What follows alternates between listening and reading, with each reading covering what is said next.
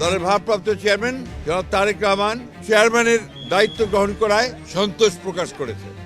বাংলাদেশ জাতীয়তাবাদী দল বিএনপির ভারপ্রাপ্ত চেয়ারম্যানের দায়িত্ব থেকে অব্যাহতি পেয়ে দলের পূর্ণাঙ্গ চেয়ারম্যান হিসেবে দায়িত্ব গ্রহণ করেছেন তারেক রহমান।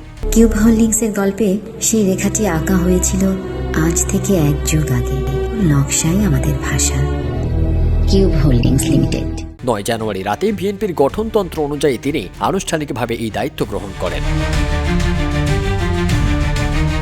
বিএনপি চেয়ারপারসন ও সাবেক প্রধানমন্ত্রী বেগম খালেদা জিয়ার মৃত্যুর ফলে দলের চেয়ারম্যান পদটি শূন্য হয়। এই প্রেক্ষাপটে বিএনপির জাতীয় স্থায়ী কমিটির সভার সিদ্ধান্ত অনুযায়ী শূন্য পদে তারেক রহমান চেয়ারম্যান হিসেবে দায়িত্ব দেন।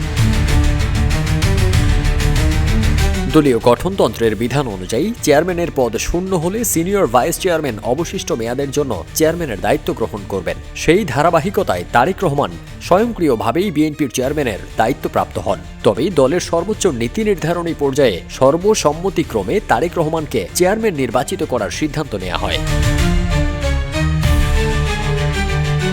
17 বছরের বেশি সময় যুক্তরাজ্যে রাজনৈতিক আশ্রয় থাকার পর গত 25 ডিসেম্বর দেশে ফেরেন তারেক রহমান। তার দেশে ফেরার মধ্য দিয়ে বিএনপির ভেতরে বাইরে তৈরি হওয়া দীর্ঘদিনের অনিশ্চয়তার অবসান ঘটেছে বলে মনে করেন রাজনৈতিক বিশ্লেষকরা।